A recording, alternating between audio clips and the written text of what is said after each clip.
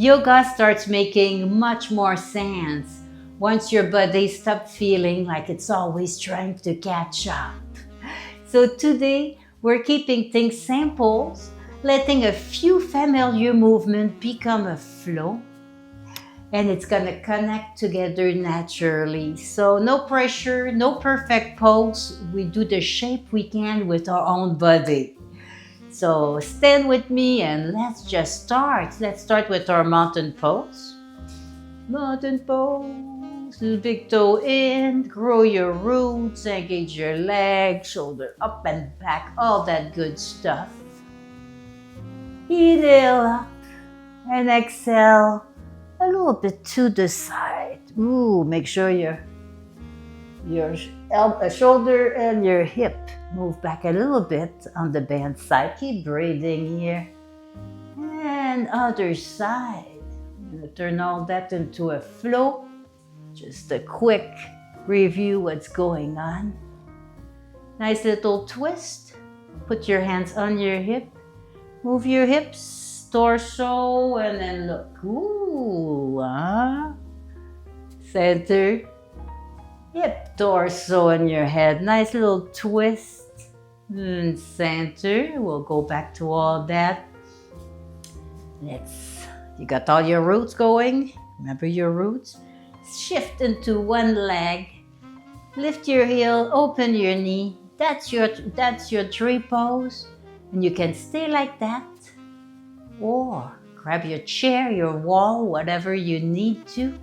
Maybe bring one foot under the knee. Maybe it's above the knee. Wobble, wobble. The floor is right there. And wobble is actually a good thing. It's your body figuring out how to balance itself. Yeah, stabilized. Nice. Floor is right there again. So just a little walk, reset yourself. Back in your mountain pose. Shifting your weight into the other leg this time. Growing your roots. Lift the heel on the other foot. And open up for your tree pose. Maybe you want your foot a little higher. Yeah, above or under the knee. That's always good. Focus on a point in the front of you or a speck on the floor. There, it helps. Again, the floor is right there to catch your foot. Ooh. Let's go to the end of our mat. Maybe you're in the front of it. It is great. Inhale up. Exhale down. On an inhale, flat back, elbows are in. Exhale, catch the ground here. Move your hand forward. Bring your knees down. For your knees, if that don't feel good, you can fold your mat. Make a little more padding. And I'm going to send my bum back as I bring my hand forward. Now my hand, I'm going to tilt my little pinky finger a little bit to the outside of my mat, towards the side of my mat. There. Elbows, let's center that, bring them in. So inner spiral your arms, both of them. So the inner elbows are facing one another, and like your leg, engage them one towards the other. Hello, Paka, no, it's not cats and cow. You want us to do cats and cow?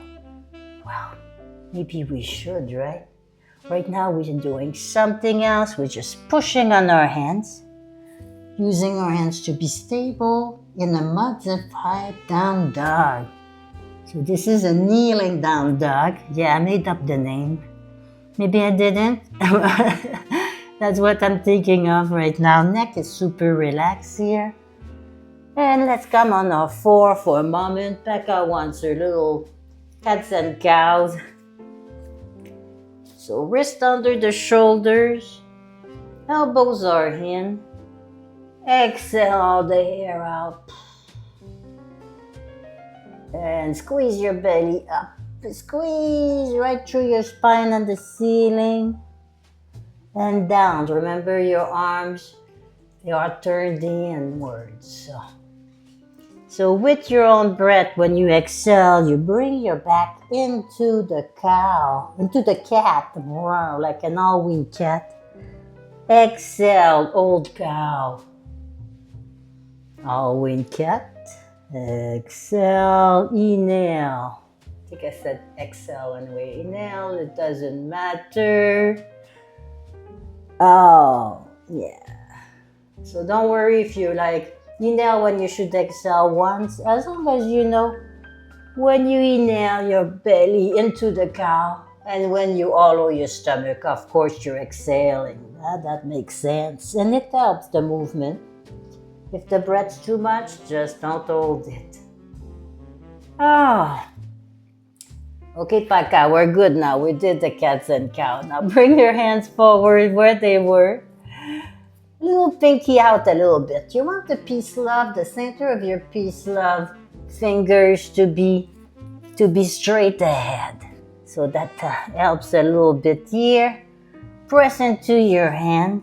This time tuck your toes so you can stay like this or you can go in a full down dog. We're just doing a baby one right now. We'll get more into it with the next class. Just stay there for a moment. And let's come to center. Bring your knees down and tuck your toes. Send your bum to one side.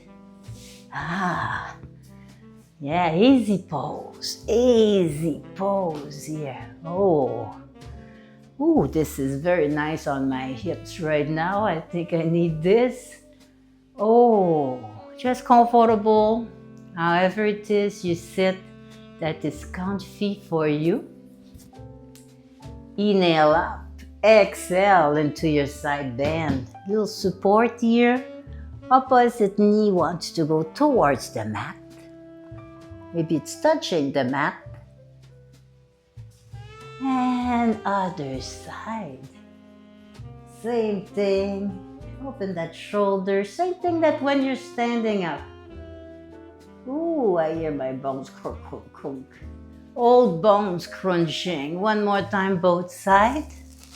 You can float this if you want. Other side.